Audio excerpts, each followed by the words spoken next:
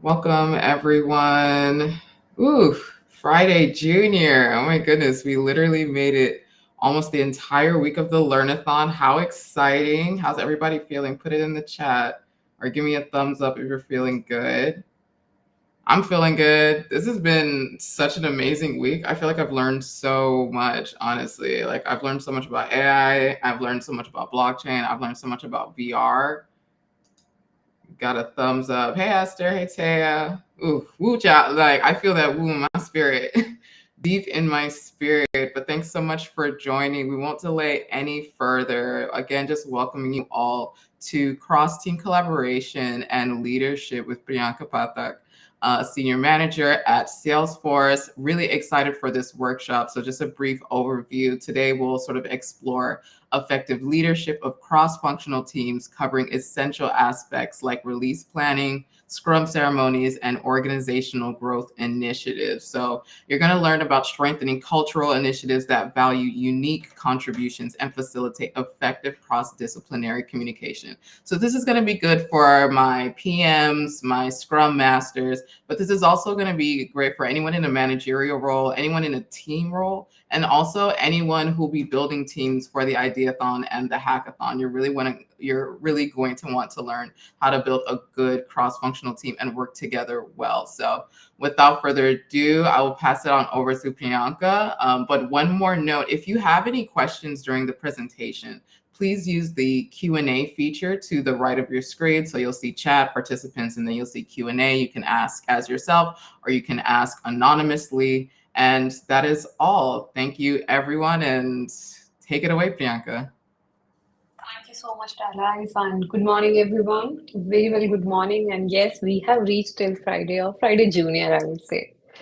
With that, I would love to know about you folks in a minute. And before that, I'll introduce myself. Let me know if you guys can see my screen and we can start. So, yes, we can see. So, yes, welcome to Cross Team Collaboration and Leadership. So, I am Priyanka Pathak. I work with Salesforce as a senior engineering manager. It's been a quite a new journey for Salesforce. Just a second, sorry. Yes. So I'm pretty new to Salesforce, I would say like 6 months into the system, but a lot of learning experience. Here will be the agenda for today's session. We will have welcome and introduction, then understanding what the cross-team collaboration is, what are the challenges we face, and especially women. What are the leadership essentials for women? How we build influence and trust across teams, how we work across different Scrum teams, crafting our leadership vision, and then we'll move out to Q&A, if any. With that, let me introduce myself. So I'm Priyanka Pathak. In total, I have around 15 years of experience. I'm coming from India, and my journey has been a little bit like mix of all the challenging initiatives, challenging teams, and challenging people also, challenging leaders also. But it has been exciting so far. And this wouldn't have been, I give credit, all credit to my family who have immensely supported me in that, and certainly the great leaders with whom I have worked upon. With that, I would love to know about you guys also. We have a little audience only, but I would love to know what's the experience you are coming from or the cohort you are coming from, and what is one myth about leadership which you feel or cross team collaboration. Please feel free to use Q&A, and yes,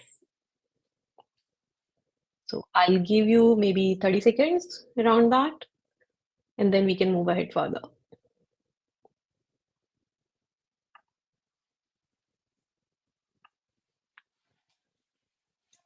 Come on, I want to know you guys.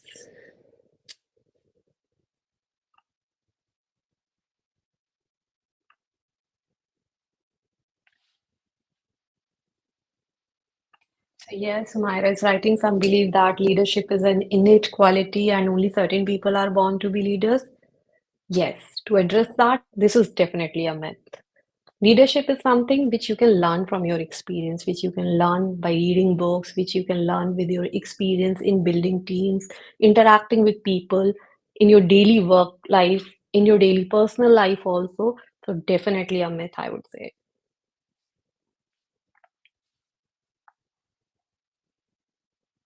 And yeah, that's also true that you need to be expert to have an opinion. Yes, every person's opinion does matter. Definitely, while going forward in the ladder in any corporate journey, you get more and more confidence around it. But I have seen this young generation, which is coming from college, they also put their views and opinion right in front of all the corporate leaders, and that's so wonderful to hear them out. So, yes, you don't have to be expert to have your opinion. Be respectful around that and put your opinion. You should definitely put your opinion. And thanks for all these inputs. These are lovely. Now, coming to the point why cross-team collaboration matters. So, as Helen Keller said, like alone we can do so little, and together we can do so much. If I ask you guys like to hold a small ball in your hand, you all can hold it, right? But if I increase the size of the same ball, you have to open your fist. If I increase it further, you have to use your another hand for that, holding it. If I increase it more further, you may need to improve, like increase your arms, expand your arms. If I increase it further, then you may need support from others also. And that's how it is. To deliver something big, to achieve something big, you need to collaborate with people. Think about any app or anything magnificent project you guys have worked with. Was that a one person project? No, never. Was that a one person who has developed that? No. Always, it's not just one person, it's not just one team. It's a combination of multiple teams. And especially in the agile world where we work with different teams, it becomes so important to interact with all the cross functional teams. I'll give you an example from my personal experience only. So, we had a project in which we had our own priorities. We had to collaborate with another team that was related to finance. Without their approval, certain, so I belong to payment domain at that time. We wanted to introduce a new payment method around that. When we tried connecting with finance, they had different priorities around that, and of course, different complications around that. There was another set of Scrum team which was working in parallel related to us, that was related to the orders team. Everybody needs to work together for getting that project done in a month.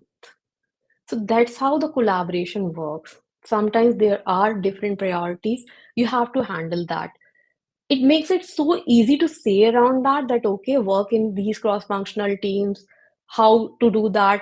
Everybody has their own set of sprints and scrum ceremonies. How do you fit into that? And whose role it is, first of all, like is it a PM's role? Is it a scrum master role? Is it an engineering manager role? How it is going to work? For that, like come to the challenges part. Like what is the challenge with the cross-team collaboration? Do you want to like share any challenges which you guys have faced, and especially like women in the room, like if they have faced any challenge in cross-team collaborations? And then I'll go ahead and share my experience.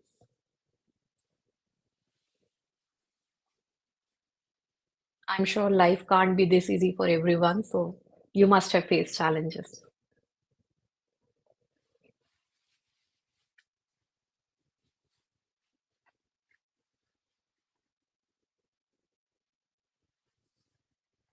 Yes. Stereotypes and biases, definitely, definitely, these are the challenges, especially for women, unfortunately. They do happen. And not being heard, yes, yes. This is the, I think, the start of the cross team challenge when you start with different teams and work together with different teams. Thank you for sharing your inputs. Now, let's move on. What at least I have faced around that. So, first, we'll go one by one on that. And I would love to have your views also around that. For example, first one, which almost everybody face challenge in cross team collaboration is different priorities and objective across teams.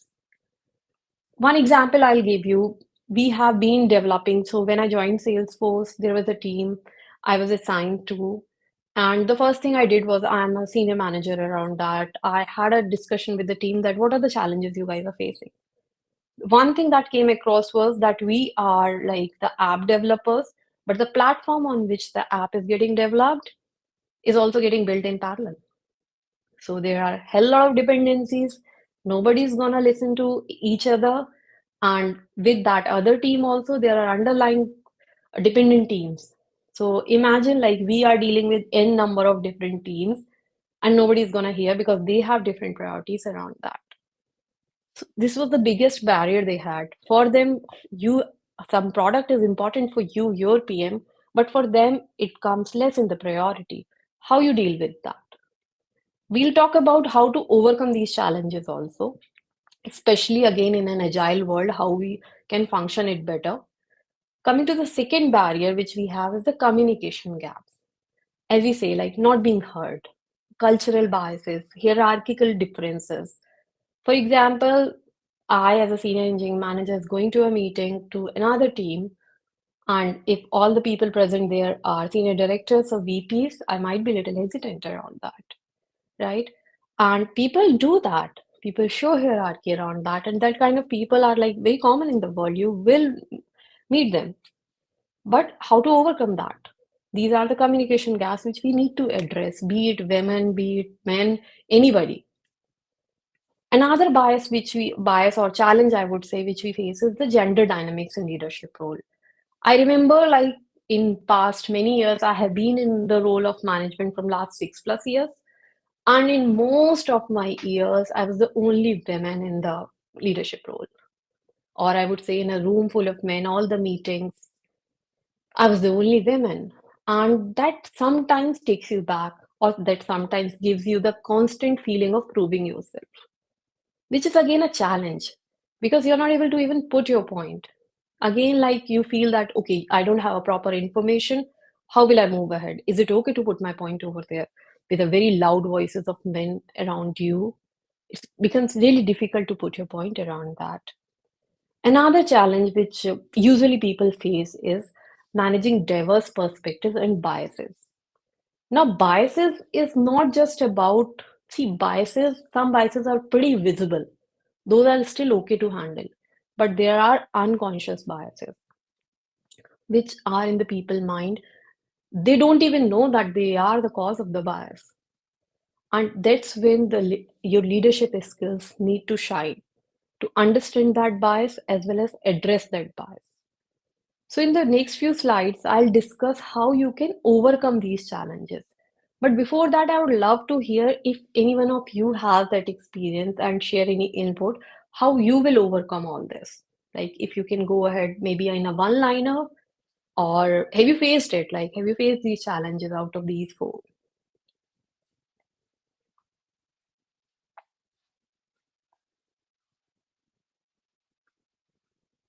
I'm making your afternoon like a question answer afternoon. But yes, yes. Definitely, like as I said, like these are very common thing across, and I have like experience of working not just in India but in Europe also. There also, like I have managed people from different diversity and like different geographies, and this is very common over there, over everywhere, like across world, very common. Now, how do we work in collaboration? How do we bridge these gaps? One thing is, which I feel has helped me, at least in my personal experiences, empathy and a knowledge based on fact. So, when I say empathy, I think especially women are quite equipped in empathy by nature only. So, when you're going to a room, again, example of my work only, my team only, where we were dependent on another team and that team was dependent on 10 other teams. Earlier, all the communication used to happen from a pushback kind of strategy, but one part of empathy is to hear it out. Go with a common vision to a room that, okay, these are my facts, but before that, I want to hear you out. Why we are not coming to a common conclusion? Just a second.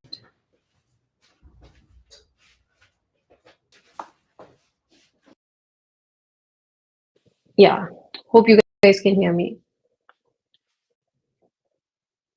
Yeah. So with that, one thing is to hear others out. How how does that matters? When you have a perspective, perspectives are built first of all, and they are not always fact based. When you go into the room, you have your own personal perspectives, then you have a list of facts with you.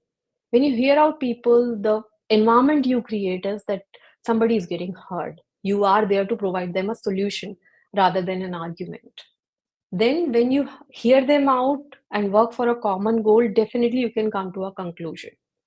How I'll give you another example for the same similar kind of team only. When we started discussing around that, then it happened that okay, I understood the challenges. Now with them, how can I solve them? Then we had a cross list of a number of things. Some things came that okay, we need to involve more people around that and hear them in their input also. We did that with an empathy that okay, it's okay to delay something, it's okay to deprioritize something, but as a bigger team, that is a combination of 10 to 15 teams, we need to deliver something. Another part is communication mastery. How that plays an important role. Communication is something which can also be learned. I won't say that you are born a very good communicator. No, you learn it with time. And one best part about communication is in today's world, it's not just about how vocal you are. Being vocal is super important, but you have your data points also, how good you are in written communication, how well you are communicating, how well you are informing your stakeholders, especially when you're working in sprint to sprint, agile to in an agile world. Definitely, you need to keep your stakeholders updated, even if basically raising the flags at the right time. If you are having any issue, be it related to the collaboration, be it related to your team success or some deliverable, it's important how you communicate and also when you communicate. And all your communication should be fact-based. That okay, such and such things did happen or might happen because of this and this. These are the risks around that, and this is how we want to proceed around that. When you keep everybody on the table with the same, like on the same page, people know that we all are working in a common vision for a common goal. And believe me, this is the perfect sense you can give to anyone that we are working for a common goal. This common notion itself create a very positive aura, I would say, and it gives you a very good environment to lead those teams, to lead those conversations, and mold them in the direction you want or for the benefit of the product. And this is how we should proceed in our leadership journeys also.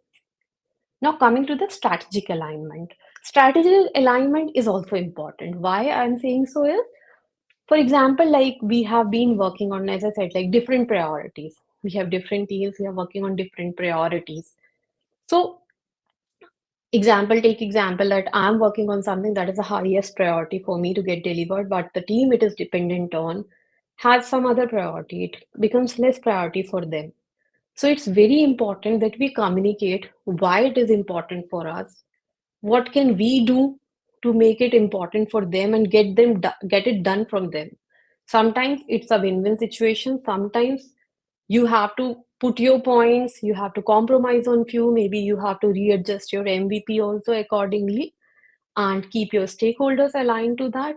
I'm saying this more from an engineering manager perspective. But as an IC also, or as a PM also, you need to align on these strategies and be very communicative. For example, an engineering manager doesn't run alone. When they represent, what they represent is an entire team, be it PMs also, be it TPMs also, be it your developers and QAs. So you have to take care of their perspective, their view also, while you are defining your strategy. For example, you can't just commit on a number of things without taking point of view of your ICs. So strategic alignment becomes super important around this. With that, I'll tell you a very good framework which usually works for us. That is a 5C model for success. One thing is clarity. So first C stands for a clarity. So as I said, like define shared goals and expectations. So for example, if I'm talking to any team about their goals and all, we have to align for a common vision that okay, these are the things which we are gonna achieve together as a team, What should be the expectations around that? And please, like, be very good in your communication channels around that, which is the second C around that. So, transparent communication is very, very important, and frequent interactions also. You need to be connected. You can't just work in silos. As all the teams need to be connected, whoever are working for a shared goal. There are for in every organization, there are n number of things for communication channel. Rely on the most efficient communication. For example, if I talk about my current organization, we don't communicate over emails. We do over Slack. And everybody is pretty comfortable around that. In my previous organization, it was all about email. Before that, it was Microsoft Teams. So this is like organization to organization, what communication channel you are using, but it should be very transparent. All your team communication should go through that. You should discuss on that. What very basic practice I would tell you. For example, you go on meetings, cross-team collaboration meetings, your leadership meetings, and you discuss a number of points around there. One very good practice is to write the MOMs, the minutes of meeting, and share it over your most used communication channel just after the meeting. Tell me how many of you do that actually? Or and also like the most frequent used communication channel for you guys, is it like Teams, Microsoft Office, or Gmail, or Slack? What is that? How you guys communicate? Slack, yes. Yeah. By the way, like Slack is now Salesforce product also. So yes. So whatever it is, like you just MOM habit is good, and it is all three. That's great. Yes. So for Slack also, like I can talk about Slack because like it's our product, I would say, and you have a number of things to search in Slack. The thing is, for Slack, you need to have threads. And with the thread, like try to do all what you can do with all your notifications pinging, how you want to organize that. So that is also an art, how you are organizing your Slack channels and other communication channels. And then coming to coordination part, align on resources, timelines, and accountability. Yeah, muting isn't a way to organize, definitely. I can tell you like a number of ways like how you can organize. Now we have AI also to organize your Slack, at least. But yes, like that's up to you how you organize. I can share the ways around that if anybody wants. Coming to the coordination part. So how you coordinate, like align on resources, timelines, and accountability. I have seen timelines shifting like anything. No matter how people commit to timelines, it keeps on shifting.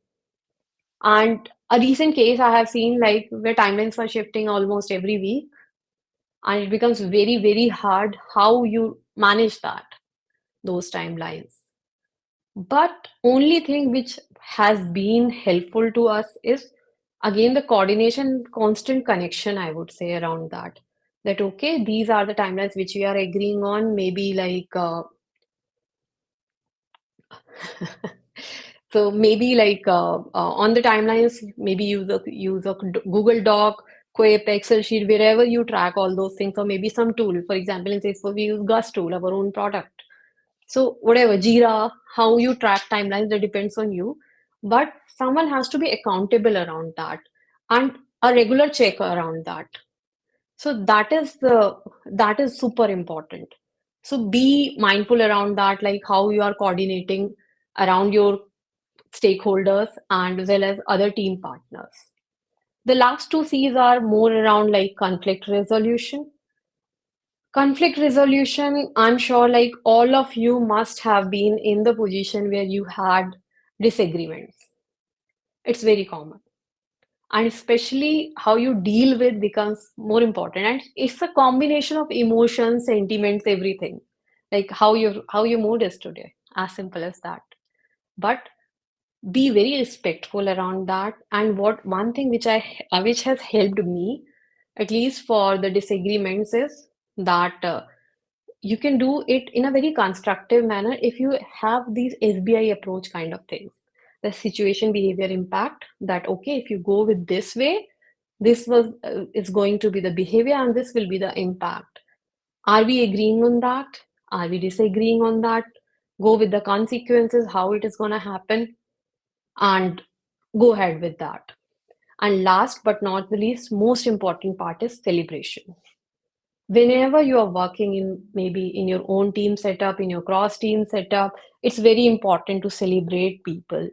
Have an attitude of gratitude and just celebrate. Give them the kudos for their smaller milestones, also for their smaller success, also for their partnership, also in cross teams, and how they are achieving very small goals, also a very little improvement, also if you have seen anywhere. It goes long way. Celebration goes long way. This, like, I can vouch on that. And this is more, I would say, like empowering women to lead cross-functional teams.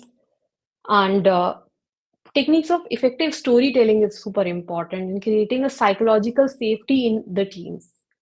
And that comes very naturally in women, which they just need to improvise around that and get it into the function. Now, coming to the tools of collaboration, this is more around I would say collaboration platforms. We have already discussed Slack, Miro, Teams, and all. There are many good in your leadership journey. If you want to be a very effective leader, I always support book reading and all. That please keep reading books. You will learn a lot from seniors in this field on experience, their experience, whatever they have felt, and how they have like improved their journey from being a fresher to a leader, especially of women. That inspires me, and I would like suggest you guys also to go through at least few books. If somebody wants, they can ping me, like, and I can share. One such book is if I remember correctly, Lean In by Cyril Sandberg. Then we have this Mary Barra, General Motors, Indra Nooyi, PepsiCo. So this was, I think, Indra Nooyi, uh, autobiography of Indra Nooyi was the first book, I think, for which I have read. So yes, that's mostly it from, like, I would say, my side. I'll end it with a quote, and let me know like if you guys have any questions around that. But before I leave the floor, like, I would love you to thank you guys for listening me out, and if I could be of any help in your journey around that. But I loved, and you guys have been lovely audience for sure. Thank you. Thanks so much, Priyanka. And like I said in the chat, if you have any questions, drop them in the Q&A. I see somebody just dropped one, so I'll read that off. Without strong mentors or sponsors advocating for them, women may miss out on career advancing opportunities. How do you deal in such cases? Yes. So, this is a very good example. Not always you will find a very strong mentors or sponsors advocating for you. Especially what I have seen, as I said, like 6 years back, I used to be the only woman in the room full of men. So who will advocate me? At least I don't have a woman. And that's why it's very important for us to support women around that. And secondly, when you say we don't have strong mentors and support, see, I need to advocate for myself. We have to learn that skill. That is not gonna come easily. And it's good that we have supporters if we get that. For example, in my current journey, I have got my managers and my skip level managers, very nice people who are my advocate. But this hasn't been case earlier. Earlier, you have to vouch for your own voice. You have to advocate yourself. And believe me, you feel terrified doing that. One thing is like fake it till you make it. Keep learning that, keep learning, advocating yourself, practice how you can do that, have strategies, write down your document for advocating yourself, practice that. Don't show that you are not even confident around that. Don't show it in front of people. Go to the room with your full confidence, advocate for yourself. Maybe once you will fail, twice you will fail. Keep doing that, and one day you will succeed. And like, this is for not just for, like, I would say, corporate world or professional world, but in personal world also. You have to be in your own advocate. That's a good point. Thanks for that. I do have a question in terms of maybe different working styles. Let's say you're on a team, maybe you're the manager of a team, or you're contributing to a team. How do you keep, and I'll extend this a little bit, how do you keep people motivated in a team setting? Yes. So I have been blessed with challenging resources, I would say, all the time, and have a very good experience dealing with that, with everybody having their different experiences coming from the and different work style also. Even I will give you one current example, not current actually, the previous team's example, in which one of the leads who used to work for my team was very good technically, but very bad behaviorally. The way he used to treat other team members used to feel offensive around that. Though he was just simply stating a fact, this was his kind of work. He used to like be very, very formal, and others, like especially in India, people are like more informal around that if they know someone, right? So most of the team members were like that, and then he was like that. So you have to correct those paths. You can't change someone's personality. First, you have to understand, even as an engineering manager, you can't change anybody's personality. These are the personality traits with which people come. One good thing to deal with that is compassion around that, and tell them that this is the perception being made out of them. Do they want that? And how can we correct that? And at the same time, to others, giving the perspective that don't be judgmental around that. It is more around their work style. If it is something actually really offensive around that, definitely we can course correct that. But rest, it's just about putting their opinions. It's not like nothing coming out of any personal bias or personal intention around that. One thing which I work with my team is that the intent of everybody, every team member should be the benefit of the product or we are working on, or the benefit of the project. We should not question anybody's intent among teams. And I believe that we all are working for a common goal. I practice that, like I make them practice around that. And one of the criteria for me to have those performance judgment is also how you uplift others. Doesn't matter, even I don't want just leads to uplift others, juniors. I want everybody, even juniors, to uplift others. So this is how I make sure that I'm clearing out their perspectives towards each other rather than creating a feud among them. That's a great point. My last question, in case anyone, oh wait, okay, I'll ask this question, then we will answer this next question. But I am curious, especially since we're talking about women as well, what advice can you give to women in the workplace who may sometimes feel like their personalities are being misrepresented in the workplace? So they're showing up as themselves, but maybe they're being seen as argumentative or too shy or not speaking up. Like, how can you show up as your best self while showing up as your most authentic self as a woman in the workplace? Yes, so that's very interesting question. And today only I was having an AMA with a few of my team members, and there also one question was asked that when an IC, a women IC, women individual contributor, in her role decides that whether she wants to be in a technical role or engineering manager, it is usually having the bias opinion that okay, they will be a good manager, they can't be that good of IC. So with that, people do have perceptions, as I said, but it is their job. It's not your job that to correct those perceptions also. You have to deal with adjusting to those perceptions and make your way around that. It should not affect it at all. And if it is affecting you, you have to learn to respectfully put your opinion around. As simple as that. If you feel in a room that, okay, my opinion is not getting like mattered just because I'm a woman or they are having some bias. I'll give you one example around that. So, I have this habit of like work hours that, okay, after 5 p.m., I don't want any disturbance. I'm enough like capable to judge if something is an emergency or not over the work, and I will decide accordingly. Otherwise, 5 p.m. is my cutoff. I start very early, and most that 5 p.m. is my cutoff. And not in this organization, but in my earlier organization, I used to work like that only. With that, some people had those perceptions that, okay, she's very dedicated to her family and not to work. They didn't say that, but I could sense that. So in one of the meetings, when this was like implied kind of thing, I brought that point up that okay, I start early also. If you're counting that I'm leaving early, you have to count that also. If you are comfortable taking a meeting at 6 p.m., I'm very comfortable taking at 8 a.m. And at the time, you're not comfortable, right?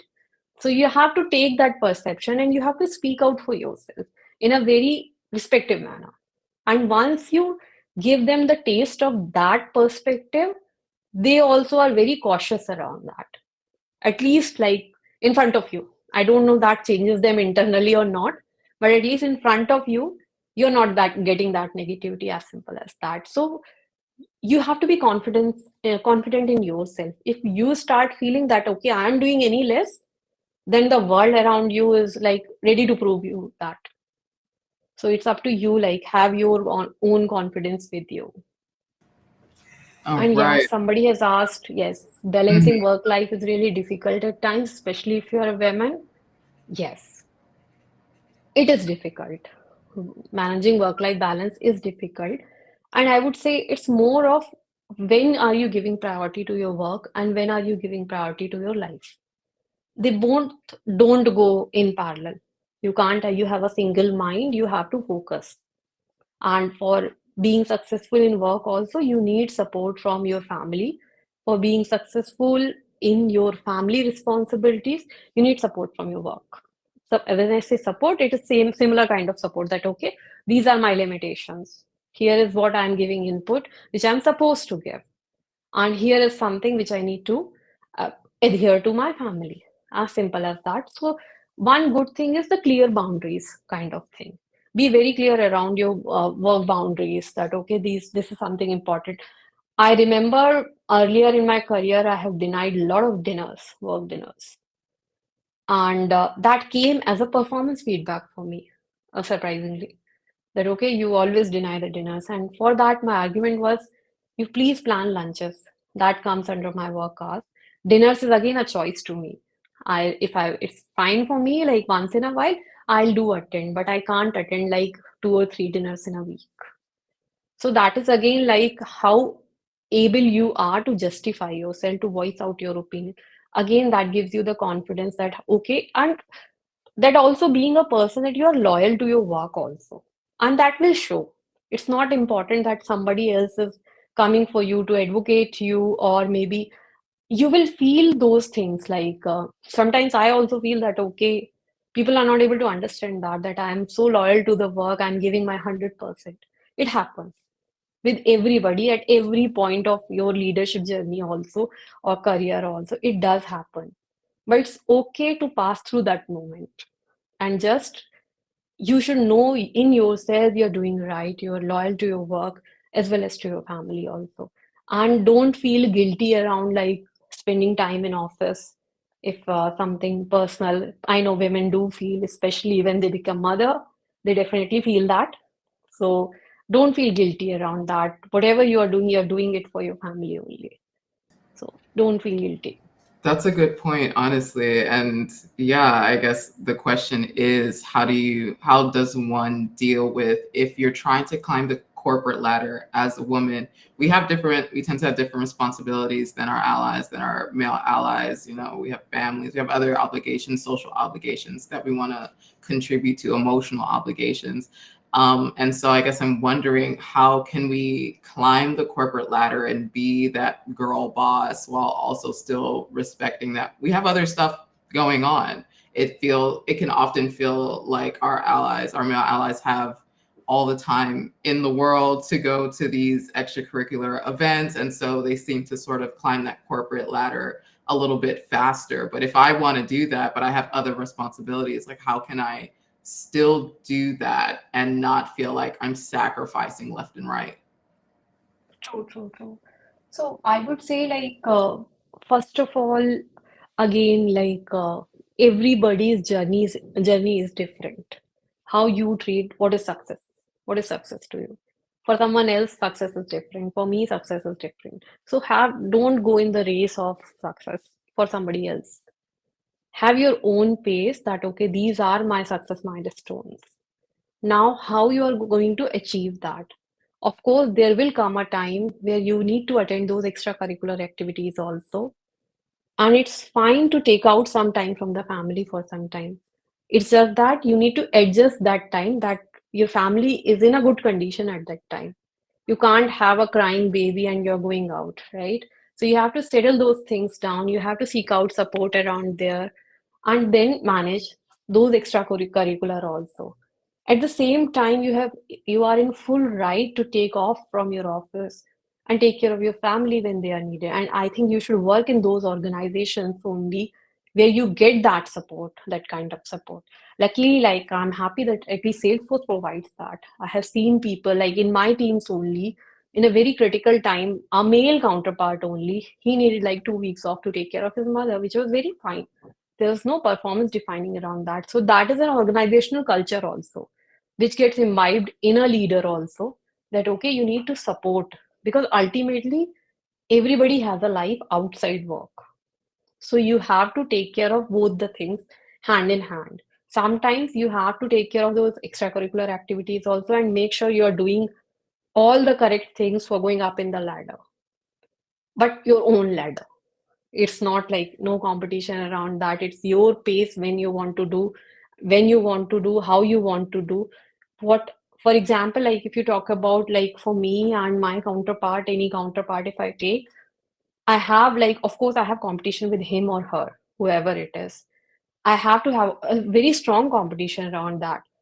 What I would focus is, or what I usually do is, everybody is different. Everybody has five, six different qualities around that.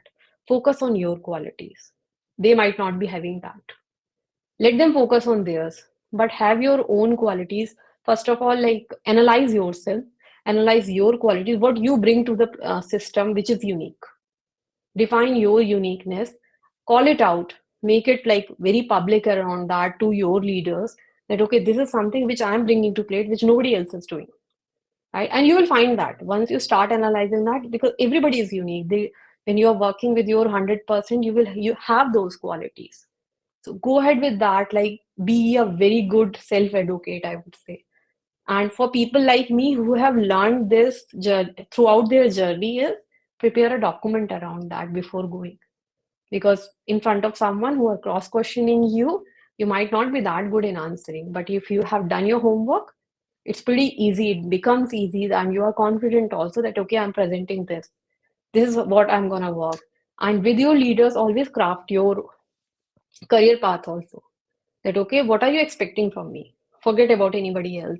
That is their responsibility, how they are going to promote people and climb up the ladder. But what is my role? What is my expectations from me? And this is the path I am carving for my success. And you will achieve that. And don't feel guilty in taking time off for your own health, for your family's health, or for anything that requires your attention. Mhm. That's a good way to end, honestly. Climb your own ladder. I needed that today because, yeah, the comparison is real and that don't make sense.